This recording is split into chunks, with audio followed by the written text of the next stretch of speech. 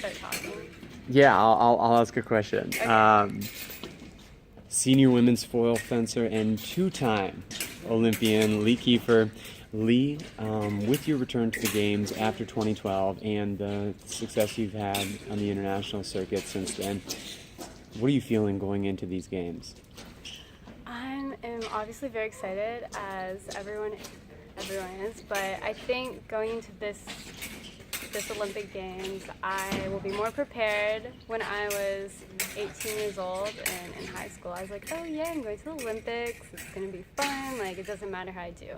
And this time, obviously I'm not going to put pressure on myself to win. I mean, it's good for some people, not me, but my preparation leading up to it is going to be much better.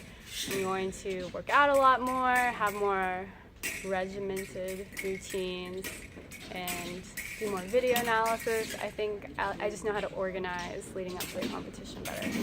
For a lot of Olympians, they're at a much different phase of their career than you. For example, they're full-time professional athletes, whereas you are still in college at Notre Dame, and before were a high school athlete. Tell us, what was that like, processing that whole experience of qualifying for the Olympics as just an 18-year-old high schooler? My qualification experience, I think, is different than it was for other people. So in 2009, all of the 2008 Olympians who won the silver medal in Beijing, they all retired. And that boosted a lot of us up in the Div 1 points. And I was on team that first year, even though I didn't have any results. So in a way, that position on the team was handed to me. And as a group, we're all very young, and I think we're able to grow together in a way that helped, not having one person's a star. We all were trying to make the second day, and I think that helped us. How about you handling any pressure, any expectations, I guess the stardom, if you will, as a high schooler, and everyone in your school knowing Lee Kiefer is going to be in the Olympics?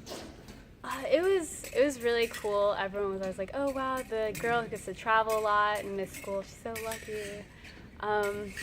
It was also weird in a way because no one knows about fencing. So every time I went to a senior tournament, they'd be like, did you win? I'll be like, I made the second day and I'm so happy. Like, don't take away from that. So everyone was excited, but it's kind of a weird dynamic. Like, they didn't understand the situation. And that's a key point, because it's really about the process for pretty much any athlete. For athletes who are currently in high school or college or whatever phase of their career, for someone like yourself who's achieved so much within the sport, what would you tell them as far as focusing on those incremental improvements and constantly working towards that long-term, bigger goal? So I think it's always great to have an overall goal. Like, I want to be an Olympian one day. But you need to focus on those short-term goals, like medaling at a NAC, like juniors, and then seniors. And then when you start medaling, then I think you should go to Senior World Cups. And it's going to be hard. It's going to take maybe a year before you make it out of pools, and then 2 years before you make a 64 or 32. But I think you have to be very persistent and willing to gain experience. Like, I think that's why we had success, because Nzinga and I specifically, we started so young at Senior World Cups and we never gave up even when it was frustrating. And we're lucky there's a few young girls doing that right now, but I think we should have a larger group of girls trying to go to seniors. At what point did you realize you were ready kind of for the senior circuit, as you continued focusing on those goals immediately in front of you? When did you realize, wow, I'm this good and I can achieve the level of success I want on the senior level? When I was a cadet, I was doing well at Cadet World Cups and Junior World Cups, and as I said, because the team was so young, like, I was automatically pushed to those Senior World Cups. And then I think it took maybe a year or so before I started making second day, but then I was lucky I stopped going to Cadet and Junior World Cups because the points trickle down, which is very nice, Yeah. and let people do that. So I think, yeah, I was 15 when I started my first senior. I fenced I didn't fence. I met Valentina at the Dallas World Cup here 7 years ago. So that's pretty cool. And that kind of came full circle just a couple days ago, or yesterday, Yeah. with her returning. It was really cool hearing her talk about how she got into fencing, just her competition mindset. It's easy to see why she's won so much. It was really funny.